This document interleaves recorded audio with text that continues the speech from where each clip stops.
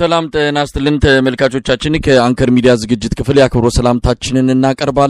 ከፋኖ መንደር የተሰኘውን ዝግጅታችንን ነው ይዘን የቀረብነው። በዚህም ከሰሞኑ በተለያዩ የአማራ ቀጠናዎች የሚካሄዱ የህልውና ተጋድሎችን በተመለከተ ዋናዎቹን በመረጃ ያገኘናቸውን እናካፍላችኋለን። በዛሬው ዝግጅታችን በተጨማሪም በአብይ አህመድ አገዛዝ በስፋት እየተከናወነ ያለውን የጅምላ አፈሳና ወታደራዊ ምልመላ በተመለከተ ያሉትን መረጃዎችንም እንመለከታለን።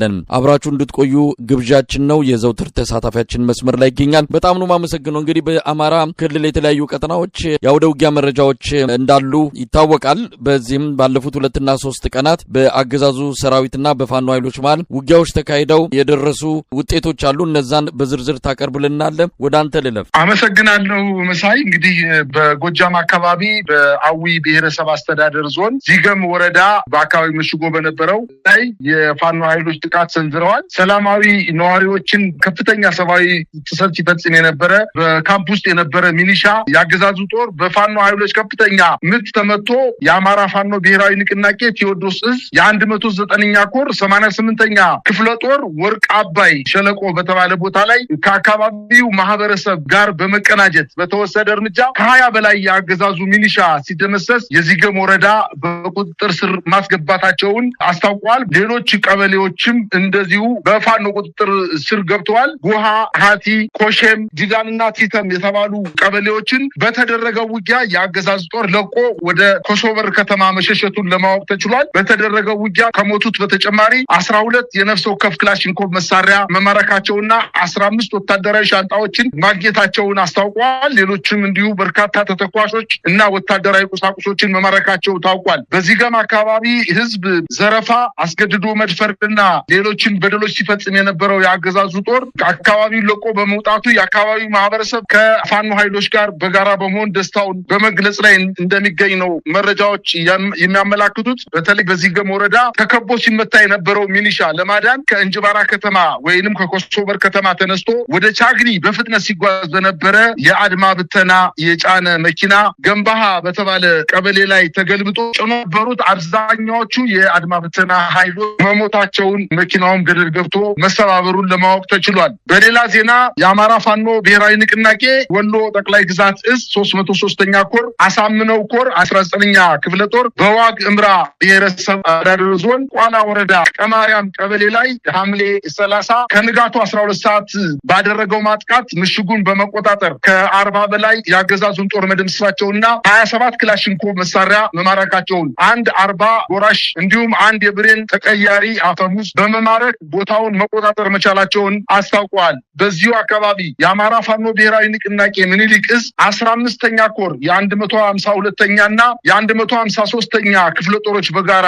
በወግዲ ወረዳ ከለላና ቲርቲር በተባሉ አካባቢዎች ባደረጉት የማጥቃት እንቅስቃሴ የአገዛዙ ጦር ላይ ከፍተኛ ጉዳት ማድረሳቸውን አስታውቀዋል። በዚህም 39 የአገዛዙ ጦር አባላት መገደላቸውን እንዲሁም 25 ክላሽንኮቭ መማረካቸውን፣ 2 የብሬን ሽንሽን መማረካቸውን አስታውቀዋል። ብዛቱ ያልታወቀ የዲሽቃና የብሬን ተተኳሽ ማርከዋል። እነዚህ ውጊያ ያደረጉና ከፍተኛ ቁስለት የደረሰባቸው የአገዛዙ ጦር በለሚ መካከለኛ ሆስፒታል ውስጥ እንደገቡና አሁንም በዚሁ አካባቢ በተጠና መልኩ ጥቃታቸውን አስፋፍተው እየቀጠሉ እንደሆነ ለማወቅ ተችሏል። ይህ በእንዲህ እንዳለ በዚሁ ቀጠና ምዕራብ ወሎ ጃማ ወረዳ ላይ ቀያፈር በተባለ ቦታ ላይ መሽጎ በነበረው የአገዛዙ ጦር ላይ አሁንም ጥቃት እየሰነዘሩበት እንደሆነ ለማወቅ ተችሏል። በዚሁ የወሎ ቀጠና አካባቢ የብልጽግና 802ኛ ኮር የ47ኛ ክፍለ ጦር የሎጂስቲክስ መምሪያ ኃላፊ እና የ48ኛ ክፍለ ጦር የሰራዊት አባላት እየፈረሱ ወደ አማራ ፋኖ ብሔራዊ ንቅናቄ ሚኒሊክ እዝ 102ኛ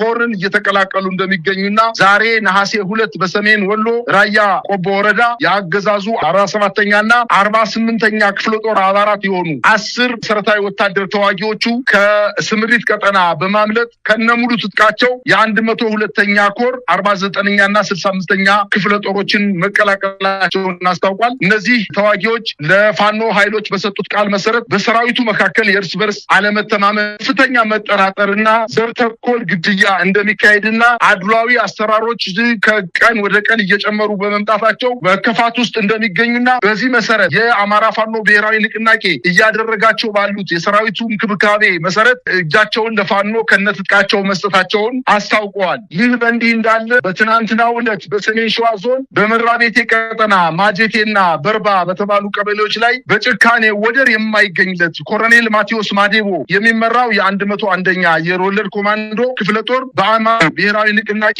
ሸዋ ጠቅላይ ግዛት አሳምነው ዕዝ በአጼ አምደ ጽዮን ኮር ስር በምትገኘው በአጼ ዳዊት ክፍለ ጦር ወደ መግደያ ቀጠና ስቦ በማስገባት ባደረጉት የማጥቃት እንቅስቃሴ 9 የሚሆኑ የአገዛዙ አየር ወለድ ኮማንዶዎች ሲገደሉ 14ቱን ማቁሰል መቻላቸውንና በተለይ ከሬማ ከተማ ተነስቶ ወደ ማጀቴ ሲንቀሳቀስ በተፈጸመበት ማጥቃት ተበትኖ ወደ መጣበት መመለሱን ለማወቅ ተችሏል። በሌላ ዜና የአማራ ፋኖ ብሔራዊ ንቅናቄ ጎንደር ጠቅላይ ግዛት በላይ ዘለቀ ዕዝ ሜጀር ጄኔራል ውባንታ ባታ 1ኛ ኮር ጉና ክፍለ ጦር 5 የሚኒሻ አባላት ከነሙሉ ትጥቃቸው የፋኖ ኃይሎችን መቀላቀላቸውንና ከዚህ ጋር ተያይዞ በዚሁ ቀጠና የአባት አርበኞች በማንኛውም ሰዓት ጎንደር የበጋሻው ክፍለ ጦርን ትዕዛዝ ከደረሳቸው ቀን ጀምሮ ዝግጁ ሆነው ወደ ትጥቅ ትግል ለመቀላቀልና የአማራ ፋኖ በሚያደርገው የተቀናጀና ሁሉን አቀፍ ጥቃት አብረው ተሰልፈው ሊዋጉ ዝግጅታቸውን እንደጨረሱ አስታውቀዋል። በአጠቃላይ በአማራ ክልል እየተደረጉ ያሉ ውጊያዎች አሁንም ተጠናክረው የቀጠሉ ሲሆን እንግዲህ እነዚህ የተለመዱ ላለፉት